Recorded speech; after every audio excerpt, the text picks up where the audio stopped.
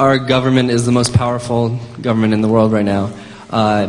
How could we best utilize that power to affect change, both in terms of like pertinent issues like nuclear proliferation, and in terms of changing human rights? And I guess most immediately I'm thinking about where do we go from where we are now with North Korea, given that we've already made the mistakes that we have in the past? Well, first of all, I think the way to deal with the overwhelming military power of the United States is to dismantle it, not to use it. It's a threat. So take, say, nuclear proliferation. Okay, that's dangerous. In fact, nuclear weapons are among the most likely things that will do us in. You know, it's pretty close. Came very close in '62, and that's not the only time. What do you do about nuclear proliferation? Well, there is a treaty. It's called the Non-Proliferation Treaty, which obligates the nuclear states, that includes us, to carry out good faith efforts to eliminate nuclear weapons. Okay? And nobody follows that, and nobody's going to follow it unless the United States takes the lead. The United States is one of the main violators of the treaty. It's right through Clinton, incidentally.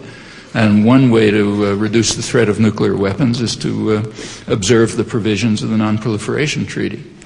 Another way to do it is to pay attention to the Security Council declarations that are selectively used to justify the war on Iraq. They don't only call for disarmament of Iraq. They call for, there's a paragraph which is very rarely quoted, which calls for disarmament of Iraq as a step towards elimination of weapons of mass destruction and delivery systems in the region. Okay, that's specifically referring to the U.S. offshore military base in Israel, which has hundreds of nuclear weapons and totally overwhelms anyone in the region in military force. That's what they're talking about. That's another step. Another way to do it is to follow the recommendations of the high-level congressional and other committees, which have pointed out that the major threat of nuclear weapons right now, at least, is what they call loose nukes. You know, Russia or Pakistan or somebody with nuclear weapons, tens of thousands of them, in fact, that are kind of getting out of control. Well, you know, there are small programs to try to do something about that, and but they ought to be huge programs. So there are many problems about nuclear weapons, and another thing to do is to stop encouraging countries to develop nuclear power, which is what they're going to do. All right, let's get to North Korea. I don't know what you're calling mistakes exactly, but the countries of the region have an approach that they want to follow. And we should be following their lead, I think. South Korea in the lead, and Japan and China basically agree with them, that this is a serious problem, very serious problem, and it has to be dealt with through diplomacy and through moves to somehow integrate North Korea back into the system, which is not a trivial matter. The framework agreement, this is one thing that Clinton did which was right, of 1994, if it had been implemented, would have taken steps. It was taking steps towards that. Well, it's been reversed. And we ought to go back, and we ought to follow the lead of the South Koreans on this. It's dangerous. Right now, the danger of North Korea is not nuclear weapons. The danger is, the reason why the U.S. isn't attacking North Korea is because they have a deterrent. The deterrent is conventional weapons, massed artillery, which can destroy Seoul in 5 minutes. You know, I'm sure that at the Pentagon they're working on techniques for, precision-guided weapons that can somehow, maybe tactical nuclear weapons that can somehow take out that artillery. But until they can do that, they can't attack North Korea because it has a deterrent. And in fact, the U.S. is teaching the world a very ugly lesson now. It's telling the world, if you want to prevent us from attacking you, you better have a deterrent. If you're defenseless like Iraq, we'll go after you. If you're North Korea, which is a much worse tyranny and a much greater threat, but you have a deterrent, we're not going to go after you. It may not be the headlines here, but everybody in the world understands it. It's very evident. That's really bad. Behind that, there are other things going on. So you take a look at that region, Siberia, China, Japan, Korea. It's an integrated region. It has tremendous resources, mostly in Siberia, like energy resources. It has countries that need those resources, Japan, China, South Korea. The natural development, and one that's beginning to take place, is some kind of integration in which the energy and other material resources of Siberia are going to be used by the surrounding countries which are carrying out industrial development. The U.S. is very much opposed to that, does not want an integrated region to develop that will be out of control of U.S. global power. That's part of the background for what's going on in the Gulf, in fact. That's in the works. There's a lot to be concerned about if you're really thinking about the future. North Korea is a threat, and the way to deal with it is by following the lead of the people who are right there, like South Korea and the other countries. And we can do a lot to reduce the threat of nuclear weapons by following our own treaty obligations. That'd be a good start.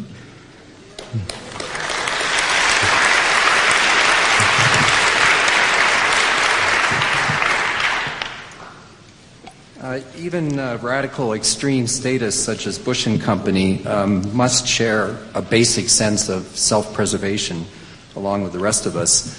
But it seems to me that they too, at a very personal level, will suffer the likely consequences of their own actions, a dangerous course that they've initiated.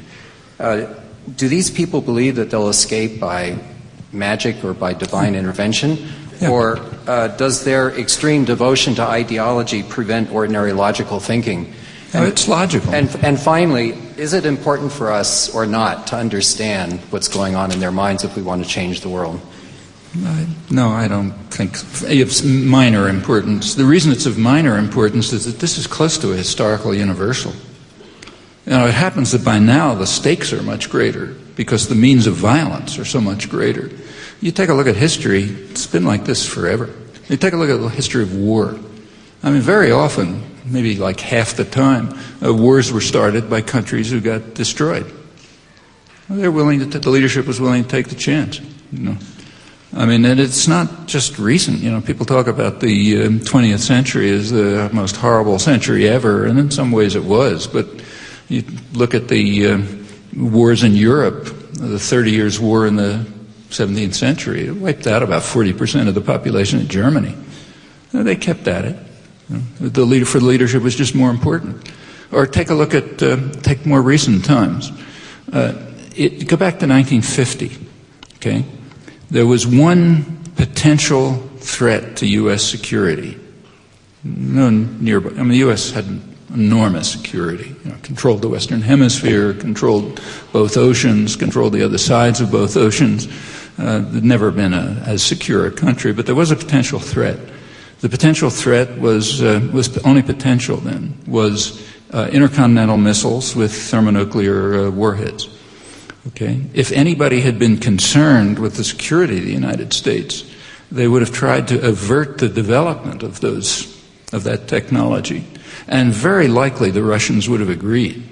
And not because they're nice guys, but because they were so far behind, they didn't want the technology developed. McGeorge Bundy, who was Kennedy's national security advisor, wrote the authoritative history of all of this and had access to all the internal documents and so on. He points out in his history that he cannot find any document which suggests that anybody even thought about it. That they even had a plan or a thought about trying to avert the threat, the only serious threat to the survival of the United States. And the reason is you just don't think about that. You're interested in short-term power, profit, and gain, and the fact that it might destroy your country is kind of secondary. And that goes right through history, except the main difference now is that the stakes are much higher. But the reasoning is pretty constant. So is it important to think what's in the minds of these particular guys? Yeah, maybe at some level, but it's more important to recognize that, within a lunatic framework, decisions are made which are pretty rational. It's the framework that's lunatic. I mean, you could say the same about environmental destruction. You don't know how far off it is, and nobody knows exactly what will happen, but by now it's universally recognized that it's extremely dangerous, and that the system, in fact, is kind of nonlinear. That is, a small change might lead to a huge effect, and so on. It could happen any time. That's known. Is anybody doing anything about it?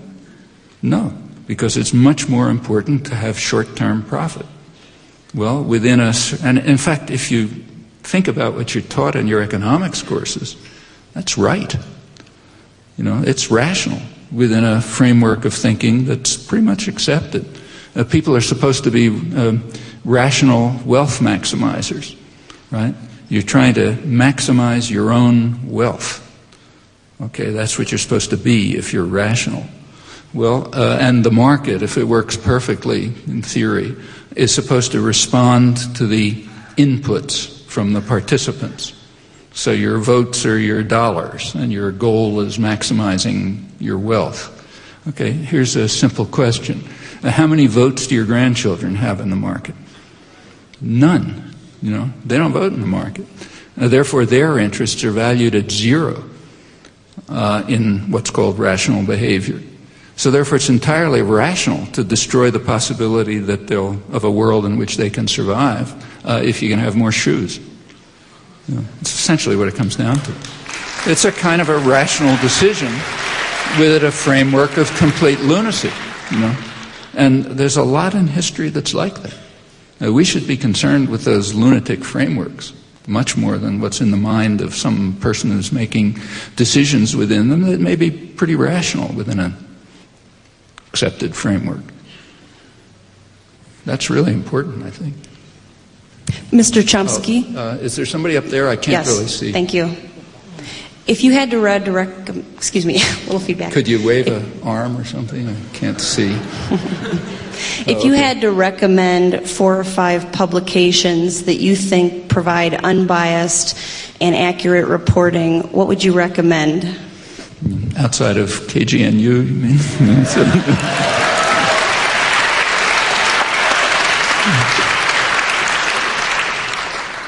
I don't want to sound dismissive, but I really think it's the wrong question.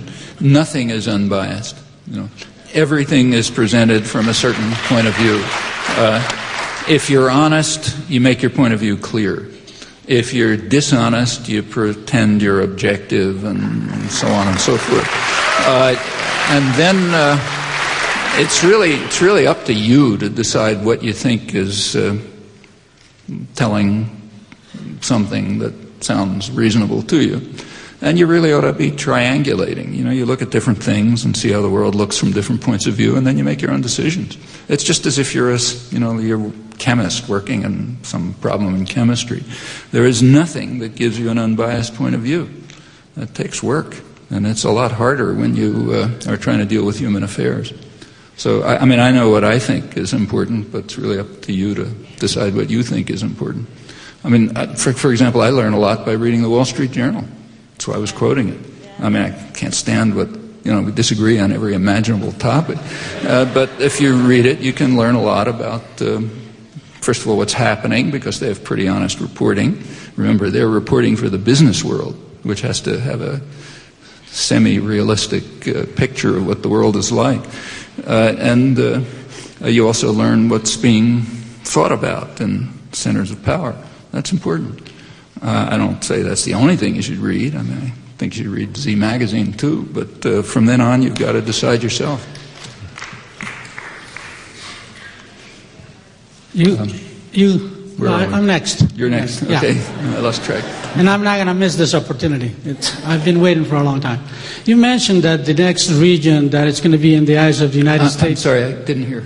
You mentioned that the next region could be the Andean region. That's the United States is going to go propagate the democracy and freedoms that we like we've done in Latin America for a century. Yeah. I would like you to give us Bolivia in the last 5 years, and I'm a Bolivian. I was born in Bolivia, but I'm a U.S. citizen now. Bolivia in the last 5 years has discovered quite a bit of natural gas, and it's probably that in the next 5 years we will get close to the U.S. and reserves in the American continent. And there's quite a bit of opposition about a project that has been taking place. The government is trying to implement a project that is called Pacific LNG, liquefying Bolivian natural gas and exporting it to Southern California. There's quite a bit of opposition about that project from local people because it doesn't benefit, it's not going to benefit Bolivia in any way. If you know anything about that, if you could give us a little bit more details. Mm-hmm. And also I have a request from a lot of civic and organizations in Bolivia to invite you down there to give us an idea about the devastating consequences of the American free trade that the U.S. government is trying to propagate all over South America.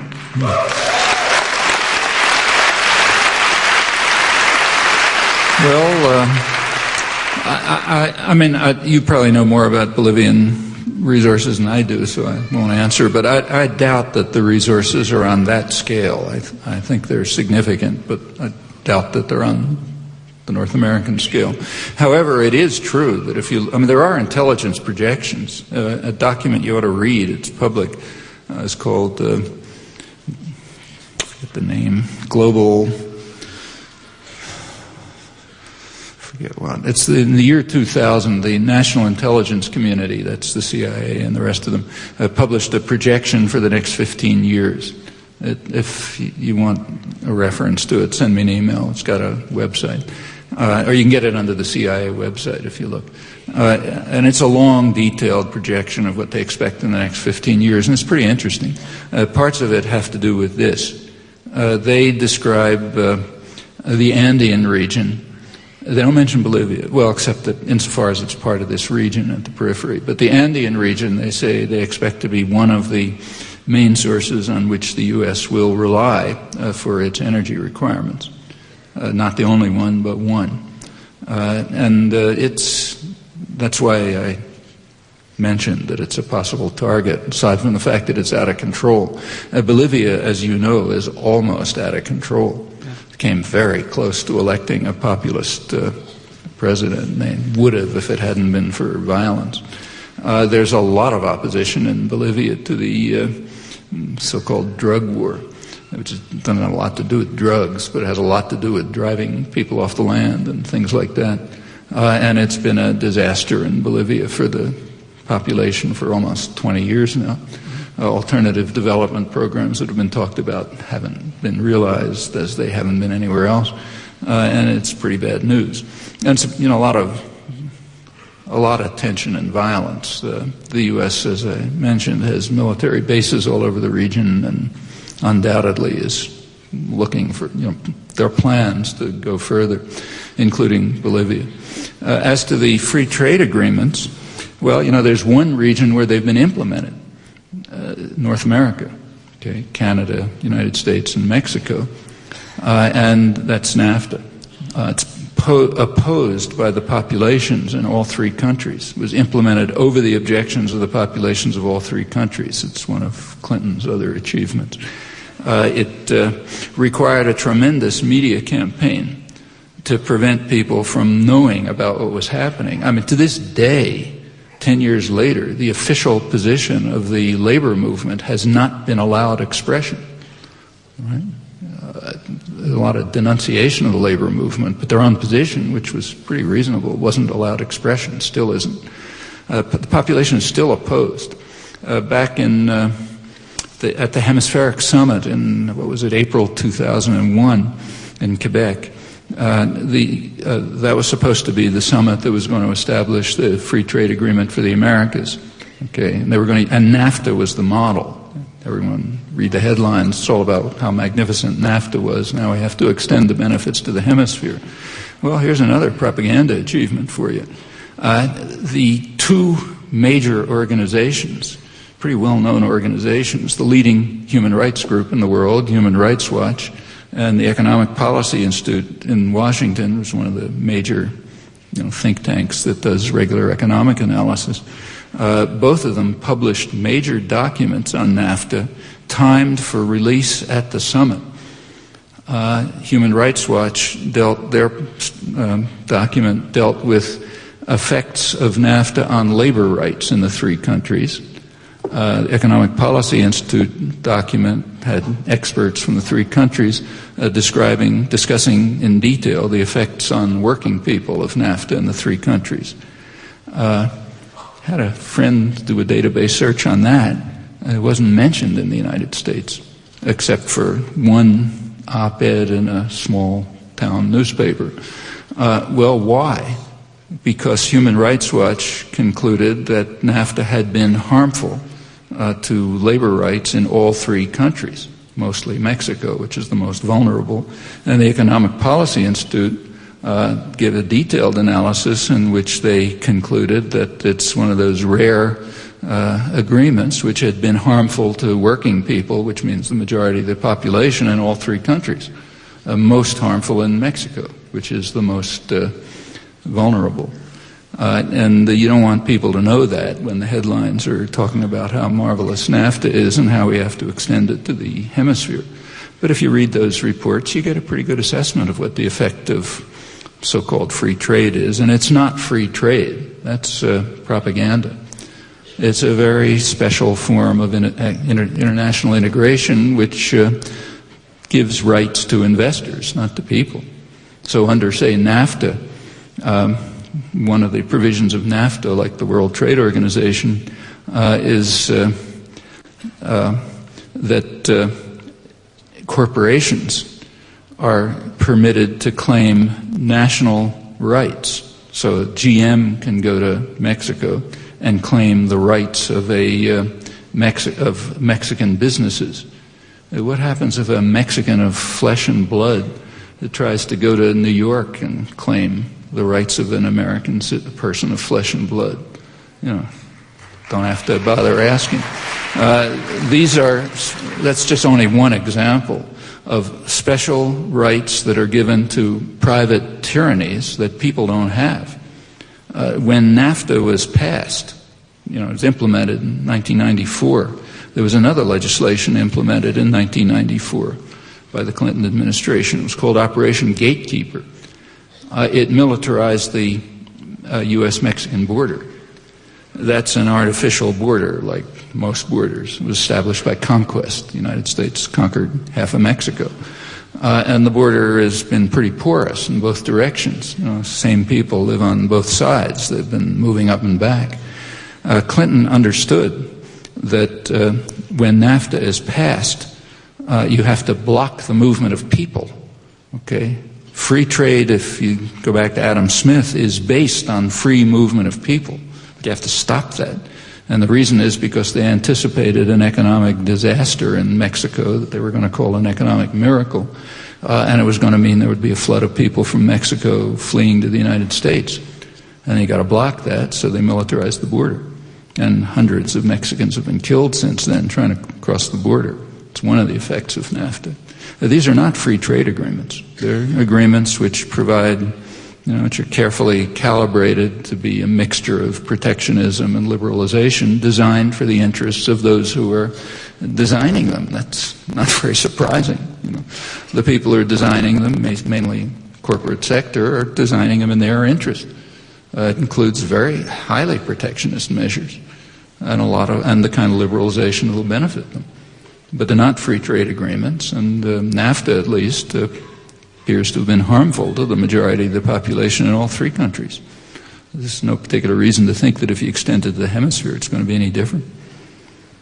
Before I leave, I have to convey the message of some of the people that wanted to invite you there. And I know you're booked for the next 2 years or 3 years, but can I contact you somehow, and maybe we can discuss if you could do something, because they want to have you there, and they want to listen. In Bolivia? In Bolivia. Yeah, I have one of my many thick files of invitations is from friends in Bolivia.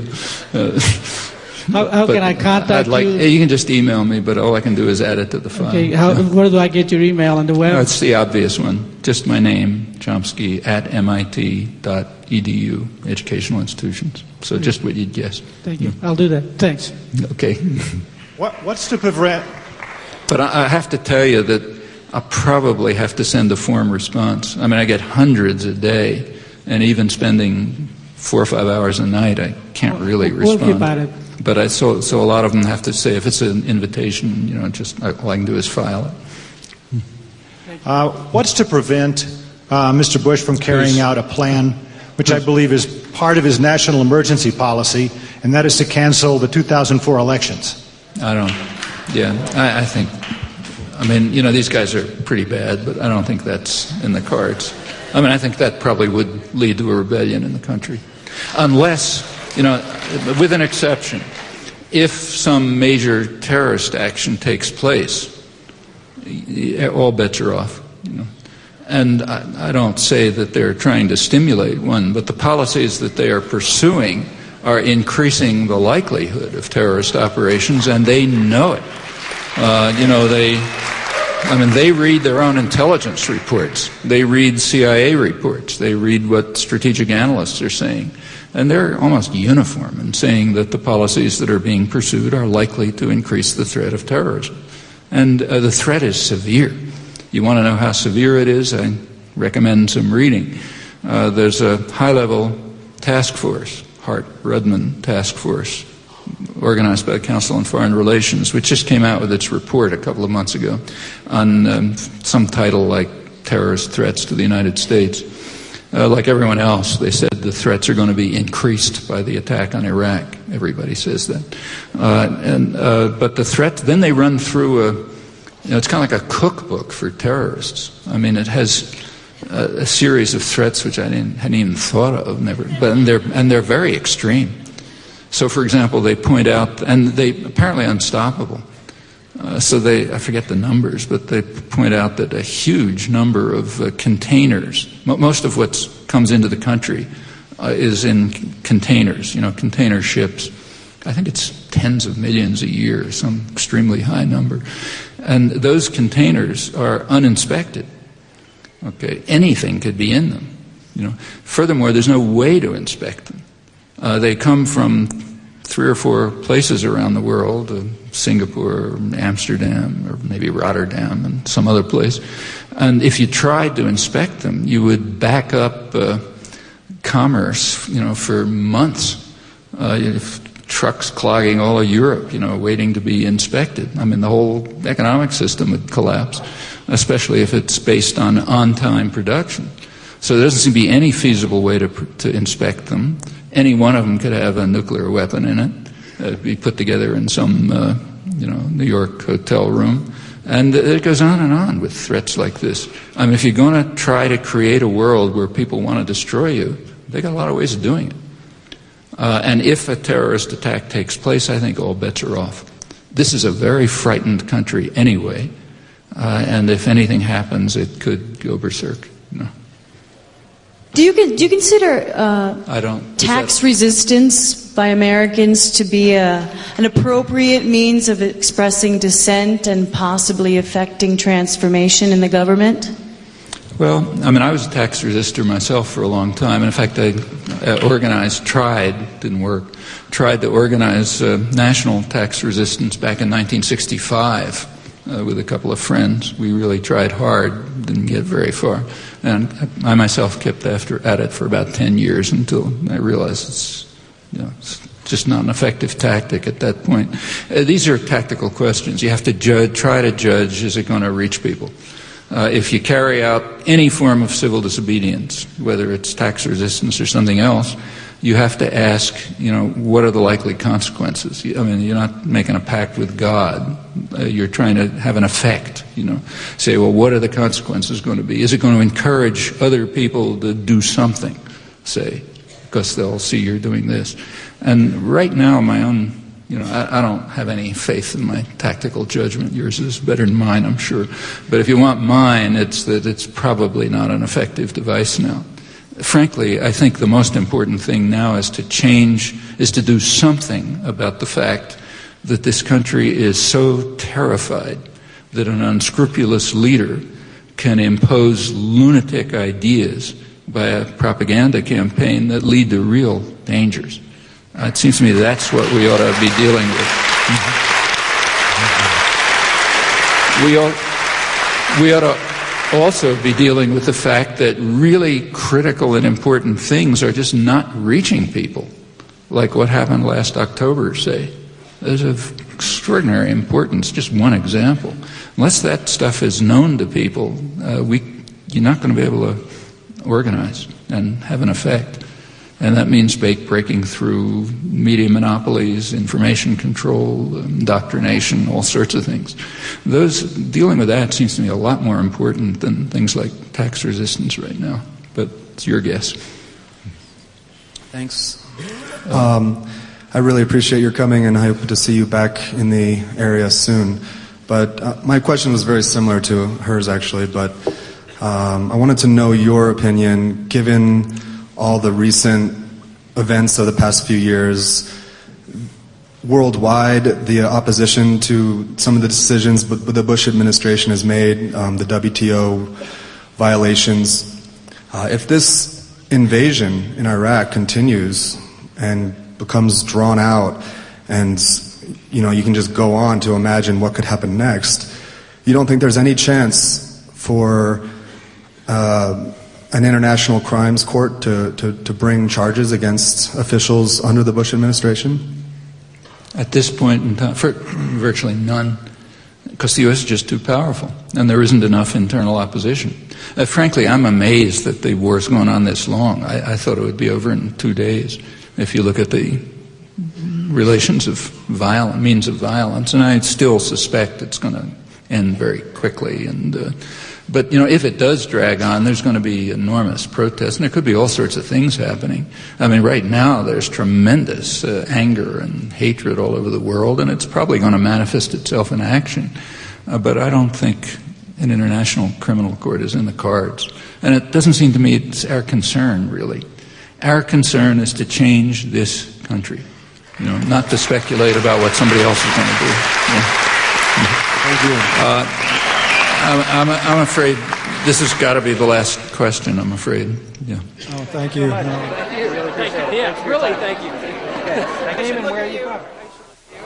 Yeah, you can. Okay, all right. I'm Joy Barrett, and I'm from Boulder. And what brought you here this evening to hear Noam Chomsky? Because I've been a fan of Noam Chomsky's for the 20 or so years that I've been paying attention to international events, and I came to be educated and inspired. And also, I take great comfort in being, in these troubled times, surrounded by people who care about these issues. So it was a really good gathering in that sense. And what was the night for you, information-wise? Was there anything in particular that surprised you or struck you about the evening? Again, or maybe we can add to that, information-wise or community-wise. Community-wise, I was pretty on top of the things that happened. I've worked with KGNU for a very long time, for most of its 25 years. So there weren't a lot of surprises. Some of the facts that Professor Chomsky stated were new to me, and I can use them for ammunition in debates with people.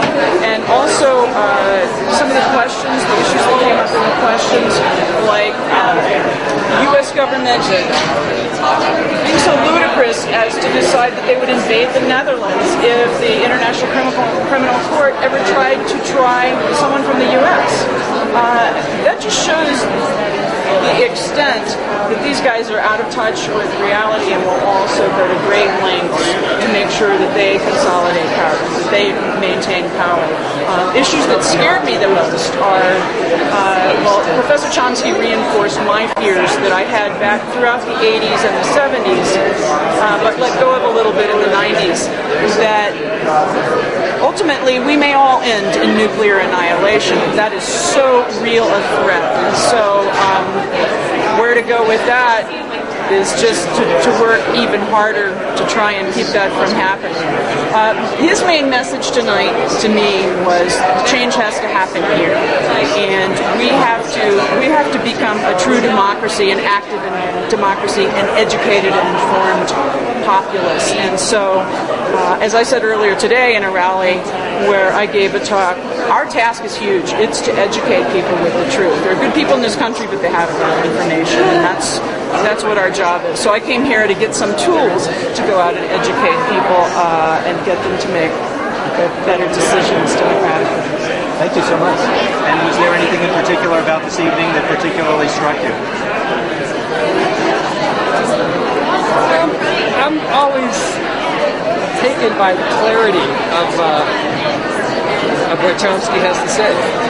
You know, he makes things very understandable, and he just says it in such a way that it's not antagonistic. You know, he doesn't throw it at you. He just gives it to you in a way that you can digest it. And is there anything in particular that you see yourself inspired to do that you haven't been doing as a result of being here tonight? You can be honest. Yeah, well, I'm always inspired to try to do more. You know, I've written letters and I've made phone calls. It's confusing. I mean, frankly, it's really confusing. It's hard. The problem is so overwhelming that it's hard to know which direction to turn. What you guys are doing, I think, is a big plus. Free Speech TV. I always kind of gravitate towards the fact that we're not getting the information. We're not getting this. We're not getting it on the media. We're not getting it on the radio, on the TV. And I really think that if you could break that barrier, if you could get venues out there that 90% of the people don't get to see, that, you know, what would happen would be exactly what we were told would happen. Public opinion would change, people would become more educated, and they would take matters into their own hands, and the government wouldn't be able to get away with what they're getting away with. So, as far as me being inspired, yeah, I'm always inspired. But it's a hard road. It's hard to know which direction to take. And what brought you here this evening? Tonight I came to see Noam Chomsky speak to citizens of Boulder because I think that he shares my ideals and values. And in this time, we've been at war for about 12 days now, and lately I've been feeling demoralized and sad, and I'm losing hope. And hearing a strong voice of Noam Chomsky really makes me to feel like there are people in the world who believe in peace just like I do, and facts to back that up, and that makes me feel comforted in this difficult time. And as if that's enough, is there anything in particular that you feel you're going to take from this evening and bring out into the world or bring into your personal life? Well, just being surrounded by about 2,000 people who live in Boulder and support the ideas that Noam Chomsky stands for. It's really a wonderful experience tonight, and so I'm going to go home remembering that I'm surrounded by people in this community who share my values, and that gives me a lot of hope. Thank you very much. Thank you. Thanks for being here.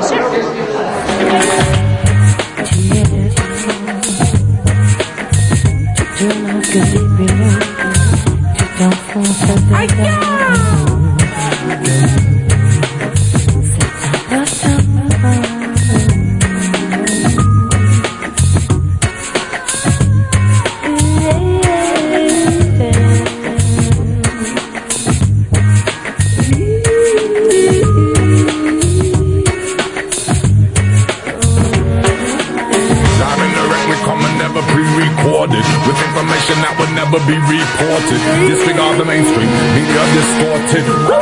We come and listen and support it. Live and direct, we come and never